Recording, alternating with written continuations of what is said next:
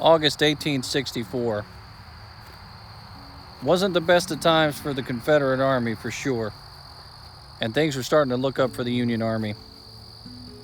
Grant had Lee pinned down in Petersburg, Virginia, but Lee could still muster up a large army and send it to a location to fight. And that's what happened here at Reams Station. He sent 10,000 troops in this direction and created one of the worst defeats for Hancock in his entire career.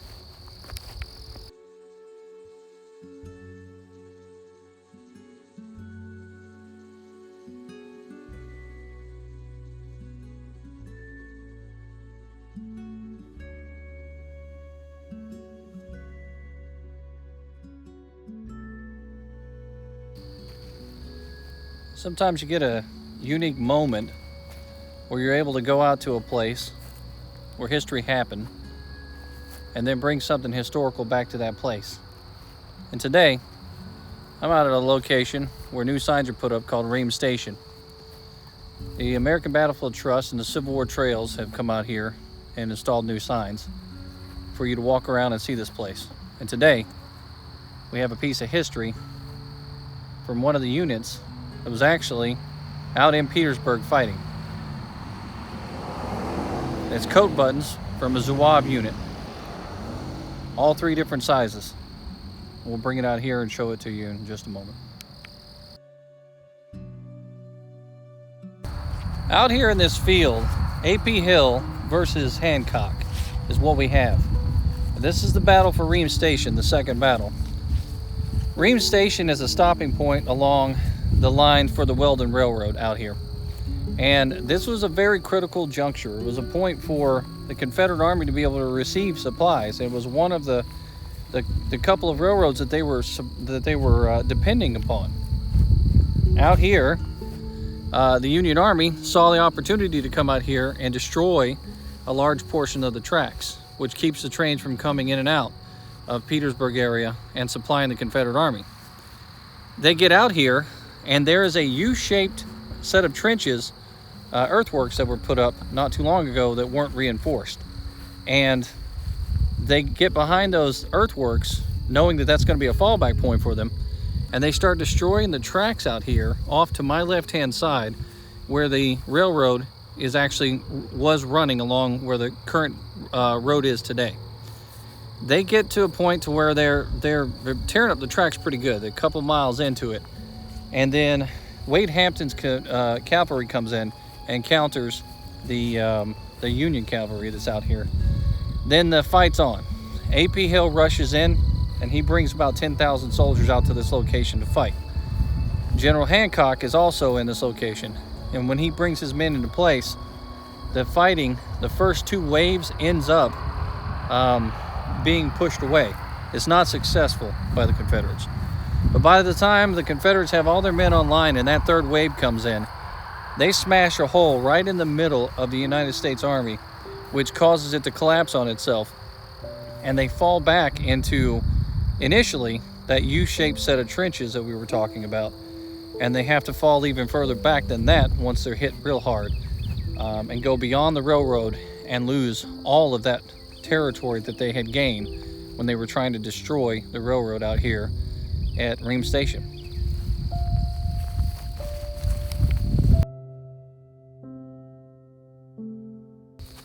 Now to talk about what we were originally coming out here for. So the Zouave units is a special group because of their uniforms, not necessarily because of how they fight or who they are, but they do have a long history in the American Civil War. They end up fighting in almost every single major engagement throughout the eastern United States. And that fact stands true here in Petersburg as well. The Zouave units are out here in Petersburg. Matter of fact, there are many photographs taken of the Zouave units out here in Petersburg. The 114th Pennsylvania, namely, has multiple photographs that you can see. And I'll put those up on the screen for you. From the 114th, Company G has a very nice photograph that's up there. And then the next photograph that we'll put up for you to see is we have Company H of the 114th Pennsylvania. And then also we have Company F of the 114th Pennsylvania as well. Now all three of those photographs are actually taken out here in Petersburg, Virginia. So as you can see by looking at those photos, they have very colorful uniforms. They're not like your typical uniform for a United States soldier or even a Confederate soldier at the time either. The uniforms come with a fez, a short jacket, usually blue and red design, sometimes gold embroidery. They have these leg garters that come along with it as well. Big baggy pants that are usually light blue in color, and they stand out on every single battlefield.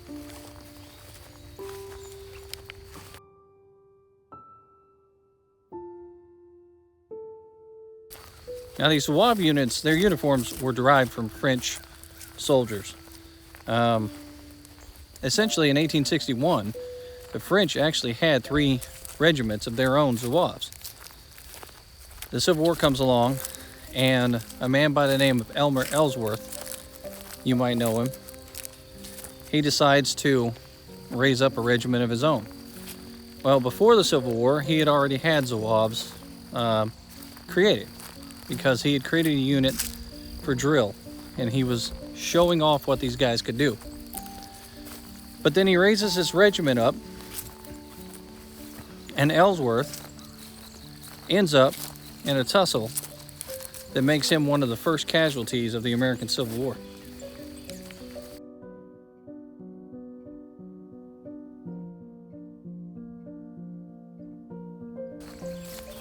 As I was saying earlier about the Zouaves being originated from France, this dates back to 1830. So when the French army was drawing men from locations to try to support their army, they ended up drawing men from northern Africa. And in those units, their uniforms look similar to what we're talking about now. And those particular units, I'm probably going to butcher this name, but the names of those units were Zouaves, I believe. And as they were brought on board, they didn't change the uniforms. Well, King Felipe decides to go ahead and commission them and make them an actual unit. And so there goes the history right there of the Zouaves.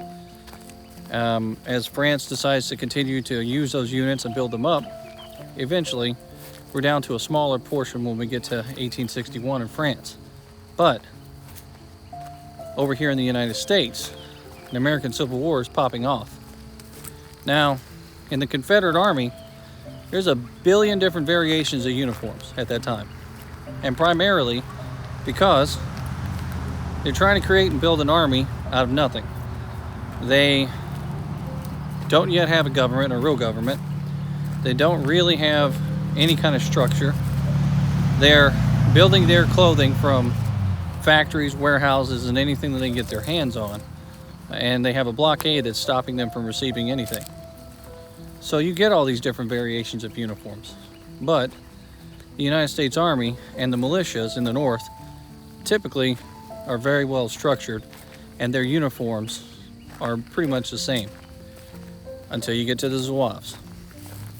They stand out like a sore thumb with their red uniforms and baggy pants and fez caps, which I'm not really sure how those are functional on a battlefield, but it really made them feel good about themselves. In a post-war photograph, you can actually see some of those old Zouaves in a GAR reunion, and they are marching the streets in their original uniforms that they wore when they fought in the war. And I'll put that photo up on the screen for you to see. The old gentlemen still have that shine as they're walking down the street with that uniform on and the big smiles on their faces.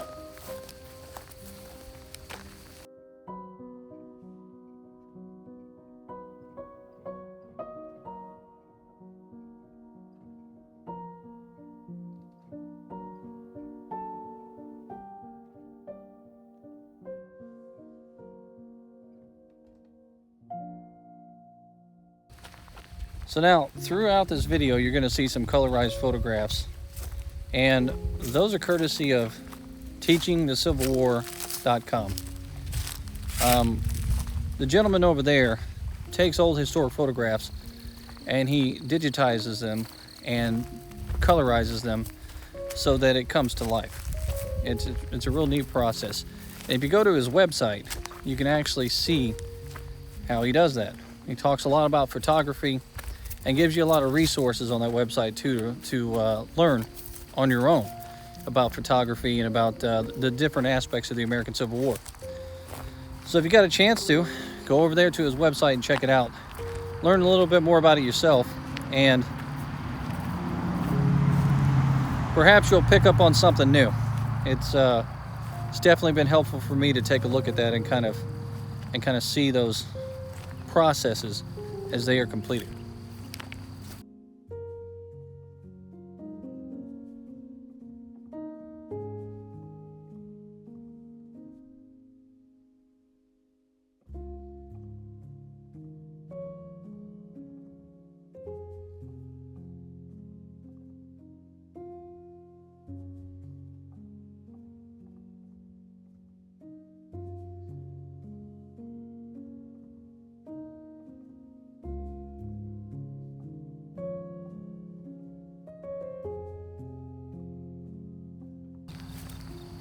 Now, Ellsworth, as we were talking about, crosses over the over into Alexandria from the Potomac, I believe it is.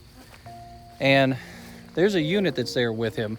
And as they're coming into town, he looks atop of this inn, and he sees this big flag flying above this house. And he's not quite sure what it is at first, but then he realizes that it is a Confederate flag. It's a rebel flag. Well, when he sees that, him being a soldier, and a brave one at that, he decides that he's going to do something about it. So he barges into this man's house, he runs up the steps to the top of that building, and he tears down that flag. And then he comes back down those stairs. Well, he doesn't realize it, but he's about to walk himself into being a martyr. As he comes down to the bottom of those stairs, that innkeeper is waiting with a loaded shotgun. And he pulls the trigger on that shotgun and blasts him right in the chest. Ellsworth hits the ground, and some say that he died instantly. Others say that he died bleeding out there on that stairwell. Well, when that officer's laying there bleeding out, one of his fellow soldiers, his private, Brownell, ends up seeing his commander fall to the ground. And naturally, he picks up his own gun, and then he puts a bullet into the man that just shot his leader. That was the first real bloodshedding that happened during the American Civil War. Fort Sumter had just been fired on not too long before that, in 1861. So the war supposedly had already begun. But there were no real casualties, no deaths because of that conflict there in South Carolina. You get to Alexandria, and that's not the case. Because of his actions there that day, though, Brownell ends up receiving the Medal of Honor in 1877. Coincidentally, he becomes the first Zouave to receive the Medal of Honor based on the date of his action.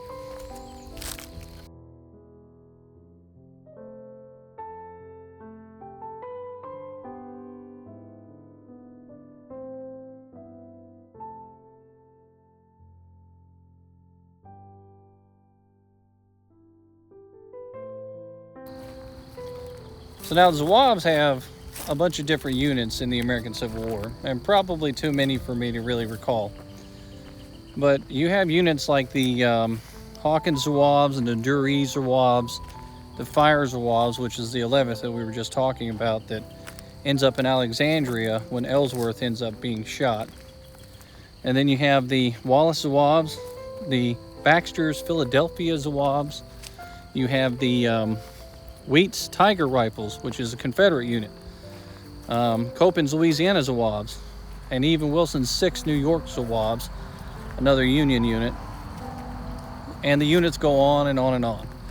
And the variations of type of uniforms and what they look like, they're all in different styles, really. But they're all similar. They run the same rate. They're looking to be French, essentially. But they don't exactly match what the French are wearing. Now, when these men are issued these uniforms, however, they come into quite a surprise. As they're getting their uniforms and they're proud to have them, they realize these uniforms really only come in 4 sizes. And those sizes are either too big or way too small. The men that end up with a uniform that's way too big end up having to wait for the sun and the rain and the mud to tighten those uniforms up on their bodies so that they look a little bit more appropriate for their sizes. But throughout, there's really no way for them to get anything that's going to fit them properly. So that's just the way it works. Same thing though with the Confederate side. Their uniforms are exactly the same way. And it's not just their Zouave uniforms that are like that. It's also their Confederate regulars uniforms. They get what they can get their hands on, and they are glad they have something on their bodies. Half the time, they're missing shoes, socks, or anything for comfort.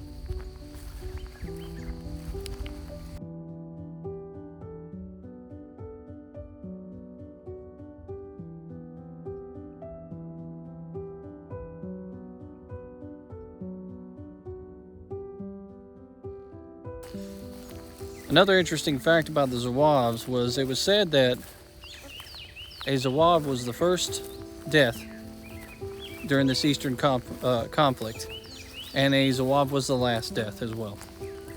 Because Ellsworth technically was the first death. He was the martyr we were talking about. But then there was another soldier at the Battle of Appomattox, right before the surrender, that apparently perished the day of the surrender itself. And he happened to be a Zouave. And so, as it's often said that the war started and ended on that one man's property, well, then the casualties, the death, began and end with the Zouaves here in the Eastern Theater.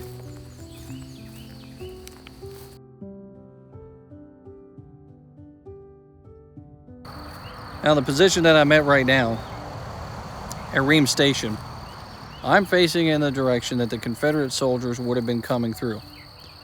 And I'm technically on the side of the railroad where the Union soldiers are, and they're falling back to the earthworks that are out here.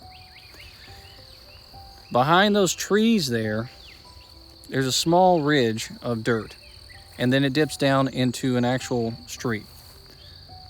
You're going to have to imagine that the railroad is actually running in this direction here. It's coming up through that direction. Today there's a modern day road, but this is the piece of property that they're fighting for at Ream Station. The Union soldiers are falling back to this point, and they end up being pushed back across the street, off in this direction over here, and then it hews off kind of back in that direction. When the Confederates come in with that third and final push, as they're pushing through these fields, that large wave of men hitting these lines cracks a hole right in the Union lines. It causes 2 units from the Union Army to collapse. That collapse is what causes the defeat here at Ream Station. The win, or the victory, for the Confederates is short-lived, though, because their lines are now stretched so thin that they can no longer support this railroad out here. So they have to give it up, and the Union ends up winning this line anyways.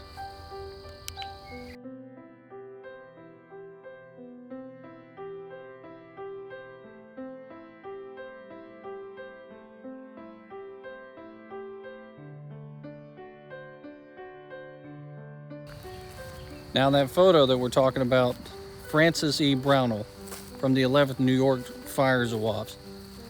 If you take a look at it, and this photo again is courtesy of teachingthecivilwar.com. But if you take a look at that photo, you can see that he's standing there in defiance, and he has his foot on something. Well, supposedly, his foot is on the flag that was ripped down from the top of that house, that inn. And he's standing there with that defiant look on his face because he defended his leader, and he still has that flag. It's quite a breathtaking photo. And because of the photography at that time, it has a lot of details that you can pick up on just by looking at it. And thanks to the colorization of this photo, it really brings it to life.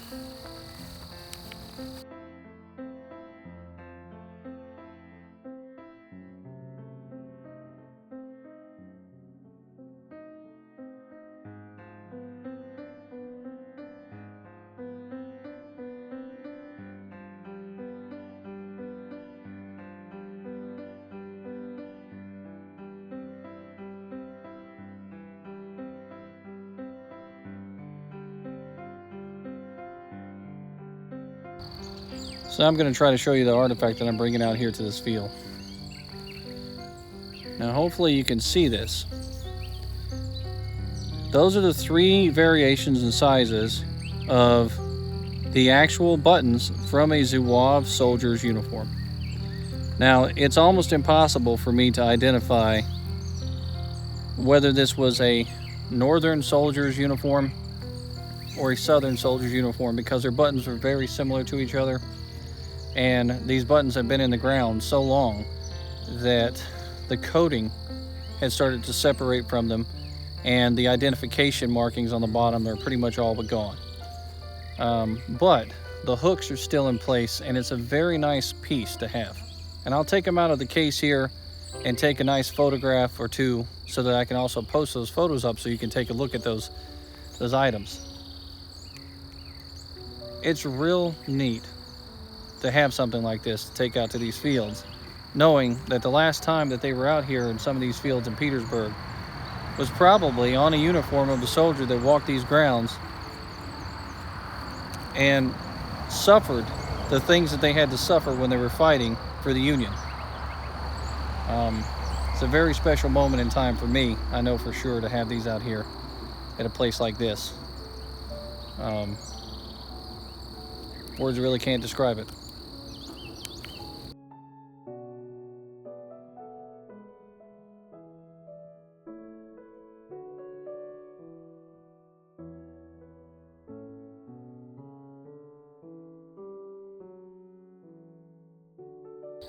Well, I hope you have fun out here today with us at Ream Station, walking around with us and checking out this battlefield and learning a little bit of history, especially about the Zouave units and the sacrifices that some of those guys made, and the very special uniforms that they wore throughout the war.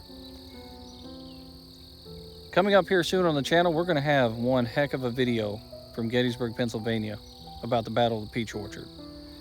I did a little bit of research on that one because I didn't want to get it wrong, and I actually went out there with a licensed battlefield guide too to try to better understand how everything was connected from Devil's Den through Peach Orchard.